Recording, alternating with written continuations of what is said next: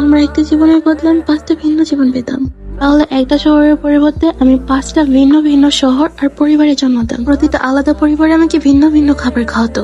তাহলে তো আমার 5টা ভিন্ন ভিন্ন ক্যারিয়ার হতো। আর এই প্রতিটা আলাদা জীবনে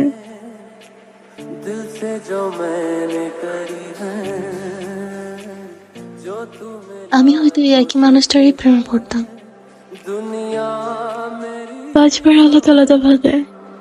ओ आसमां मेरा ज़मीन को मेरी यादें पूरे हैं तेरे